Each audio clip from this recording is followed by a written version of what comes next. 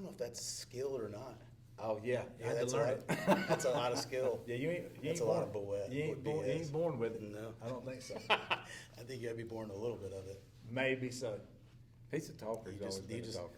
So that helps. All right, fans, we're going to start. These guys are ready to go. See, I already cut them off. It is a special edition of the Coaches Show, a Wildcat football championship edition of the Coaches Show. I'm here with two guys who help, I guess I can say, orchestrate. You know, I don't want to hurt anybody's feelings or put the shine on too many people. Here with offensive coordinator Chip Wilson, and to his right, this guy's running back coach. He's a special teams coach. He helps out on defense. I think he gets water. He does it all. Coach Mike Blee, guys, good to see you again, Coach. Yeah, congratulations on a big win a couple nights ago. Was it 2022, 2023? That's right. I can't put all this stuff That's too together. much. You won the championship this year, just a couple days ago. That's all that matters. Congratulations. Has it set in yet? You guys had a couple days to enjoy it? And it's been exciting. It's been real exciting.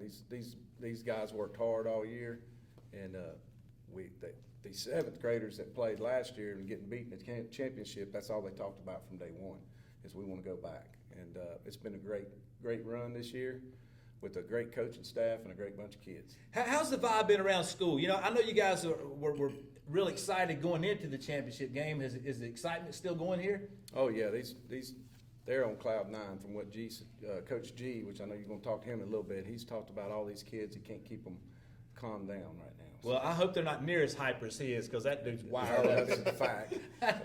He needs some handlers or something to keep him. Maybe I can keep him in check a little bit later on. So let's do it. You know, I talked to you, Coach, after the game on Monday night. I still want to say Wednesday night, but it was Monday night because it got postponed because of the weather last week. So we talked after the game, and I thought to myself, we had a great interview, and maybe we'll air it at some point, but I thought it would be better if we sat down and got a little bit more intimate, because during our conversation, we missed a lot of great talking points. Yep. You know, we have all the footage, the video. We're going to play that during this conversation and maybe go in depth and shine the light on some thought processes, maybe something the fans don't get to see a lot of. You know, you can't really do that down at the high school. That's right. You know, you can't give away too many secrets because you got another tough opponent to play. But for you guys, the season's over. So I guess let's jump in. You guys ready? Let's do it. All right, so we just mentioned the game was postponed from last Wednesday night. It got postponed to Monday night. And, guys, it was like a high school playoff atmosphere. There were people still lined up trying to get into the stadium at Lineberger Stadium during the first quarter. Yep. I mean, there had to be at least, 4,000 people at the game? Had to be. I think we ran out of food. I don't think anybody was expecting that crowd, so the atmosphere was great.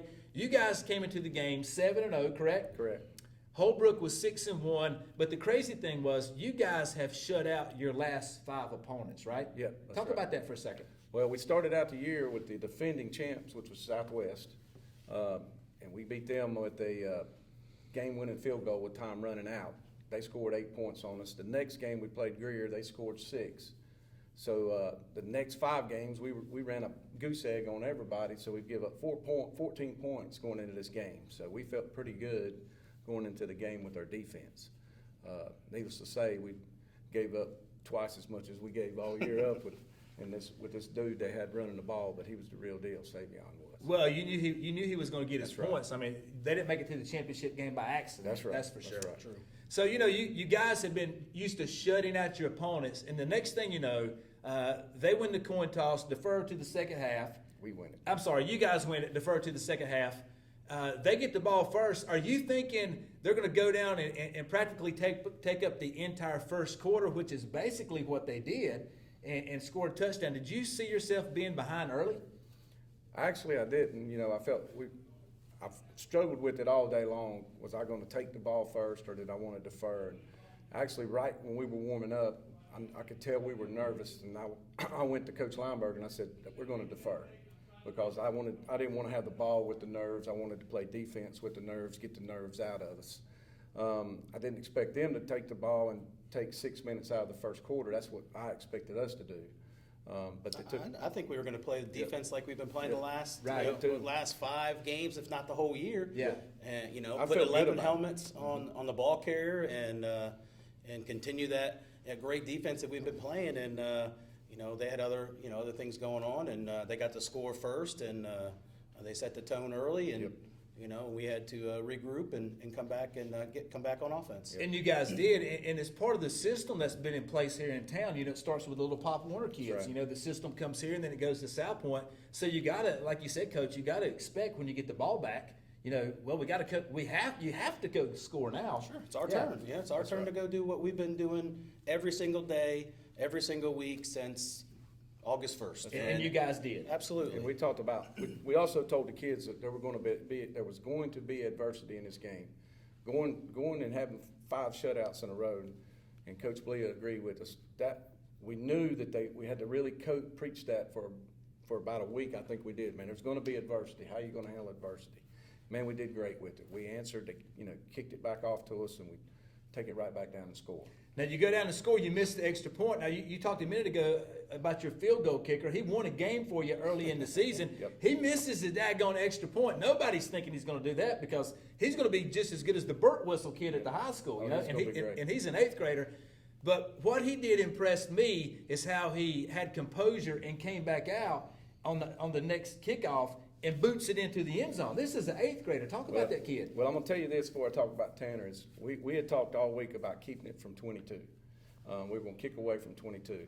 And Coach Blee's over to kick, special teams, and we talked about this kicking line drives.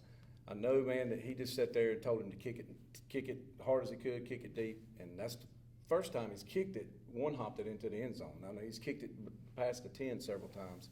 So, man, Tanner's going to be a great kid. First year. Never played football. He's a soccer dude. Yep. And he's even helps. He plays some defense too now. So his dad coaches. He's defense coordinator at York High School in York, South Carolina. But the kid's going to be something special kicking.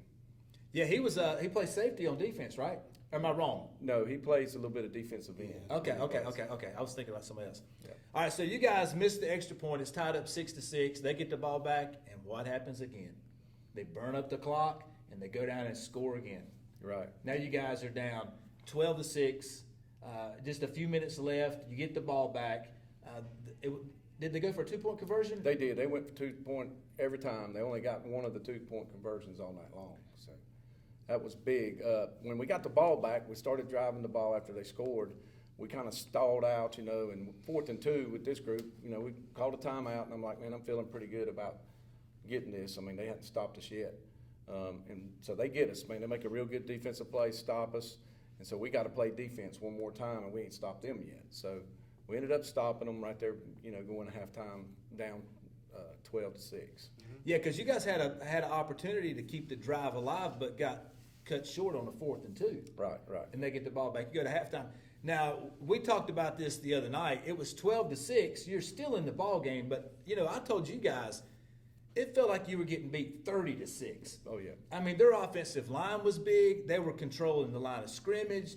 I mean, it was almost like they were dominating you guys. I'm thinking to myself, what are you going to do to make adjustments at halftime? I knew you were going to get the ball back the second half, but you go to halftime, all the kids are in the end zone, and I look up and you guys are bringing out like a 12-foot by 12-foot whiteboard, and the next thing you know, the kids are at attention. They're ready to go, and Coach Devine, one of the guys on the staff, here he comes, and he starts drawing. And I'm thinking to myself, there's no way these kids are grasping what he's talking about. But, man, your kids are smart. Yeah. Not only are they smart, talk about Coach Devine, his adjustments, the way your kids responded. Well, a little secret to that. So I'm grabbing the whiteboard, and Coach Devine's running down there, and he's like, I'm going first. So we let him go first. Oh, you didn't have a choice then, did you? Yeah. So you got 10 minutes, and it's like I'm going to split this thing 5 minutes. And well, Coach Now Devine, you're thinking you're not getting 5. You're not getting these. No, you're thinking you're lucky if you get 30 seconds. Exactly right. So he jumps in there, man, and he grabs their attention. And I've coached with Coach Devine at the high school. He is a great adjustment coach. He knows how to make adjustments by watching the game. He made some adjustments. He's filling those kids all kind of stuff in 6 minutes, and they took on to it, and Coach Blee, I let him talk to it too because he helps on the defense. I've kind of stepped away with defense with calling the offense, but unbelievable how we made answered in the second half on defense. Talk about how those kids responded, Coach. I mean, you're seeing the same thing I'm thinking. Are you thinking there's no way the kids are getting it, or you've been around them all year and you're like, I know they're going to get it? Well, like we talked about, you've taken their best blow at this time, right? You've taken that sucker punch. Now, it's how you respond at that time. You know, it's are you ready to come back and you ready to take blows back, or are you gonna cower back? And our boys stepped up and we played football and came back and got that ball in the second half and did what we've been doing all year long. Now, Coach, I told you, I didn't know if I was jinxing you guys by having a camera on the sidelines or whatever, but I was like, there's no way Belmont's going to win this game. Admittedly so, I go over on the Holbrook side and start filming footage over there, and the next thing you know, here you guys get the ball and you take it right down the field and score. So in my little time that I had before when Coach Devine got done, that's the big thing I preached. We get the ball first in the second half. We're going to score. And, you know, and I was thinking the way we've done all year, and Coach Blee will tell you, we're just like South Point. I've come from South Point, been here since they've installed the red bone. So I'm thinking I'm going to burn up this whole third quarter. 5 plays later, we've scored. Yeah. Kick field goals, kick our extra point, it's 13-12. We're up. So, yeah, we answered the call, kick off to them, and that's where really we saw our kids really step up the game, because before you know it, man, we've held them. We get a block punt by Christian Stowe. Yeah, I'm on their sideline, and you can feel the momentum. It's like I can feel you guys starting to get excited, starting to get loose. It's like you finally came out of the barn and you're ready to go. On their sideline, it's getting a little bit tighter and a little bit tighter. They're like, oh, here comes this offense again. Mm-hmm. Now they have to score. And now talk about the big play that came up on special teams, Coach. Well, we end up getting in there. They have to punt, and we get a great rush by, Christian Stowe, and, he gets the block on the ball, and Riley Hicks gets a scoop, and he outruns everybody into the end zone, and 40 gives yards, gives us great momentum going into this, last quarter. So, did you guys have punt block on, or what happened in that situation? Actually, no. We had what we call base safe, and so we're really playing defense with a guy deep, because if you look at the formation, it wasn't really a punt. We kind of looked like he was going to do a quick kick, but it wasn't a situation to set up a punt return. So we call it base safe. So those guys were still playing defense. They were hard edge rushers coming after the quarterback, and they did a great job. Now you're up 20-12. All the momentum's back on your side. The fans are going crazy. Like I said, 4,000 or 5,000 people at Lineberger Stadium. Now we got us a football game, right? That's so right. what are you thinking at this point? Now you just had a big swing. Now you got to stop. Now you got to stop them again, and you guys do. You stop them again. It was unbelievable because they dominated pretty much the first half on offense. Playing defense, that like we've done all year, and that's what we were accustomed to seeing, and putting helmets on the ball carrier, and 22 is a hard one to bring down, and we did it for another series, so we were stoked about it. Yeah, one big thing that me and Coach Blee talked about is we were not getting to him in the first half at the point of impact. In the second half, that's what helped. We got to the point of impact and made tackles before he got in the open field.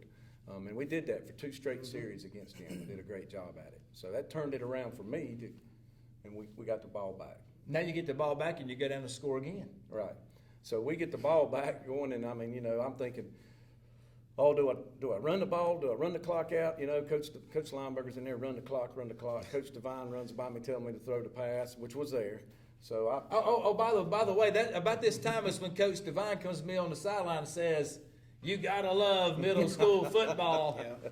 He does, man. He was fired up, and he really fired up in that last 2 quarters. But the reason is because you guys, you just didn't start last week. Right. You start back in the summer. That's right. You're dealing with 13, 14, 15-year-old hard-headed kids. That's right. You're trying to teach them stuff. They're not grasping it. You're pulling your hair out. And finally, it all starts to come together when it's almost over. And it makes it worth it. Why wouldn't you be excited? Especially a guy like Coach Devine who's been around and done this and done that. That's exactly right. And we've told those kids all year long, man, you're around 150 years of coaching experience between him, Coach Lineberger. I've been coaching since I was 21 years old. Coach Blee, what, you've been here 7 years? 4. I thought it was 7. My bad. But he helped coach some Pop Warner too. So we've got a lot. He said under Coach Gibson last year it put 6 years on it. Oh, did it? It might have. Oh, you got to watch it when you're around in. But getting back to Coach Devine and Coach Lineberger, that experience that they bring to demand your best, and I really think that's what you saw out of these kids. Man, we got the ultimate athletes, but they gave us their ultimate best, is what I'm trying to say.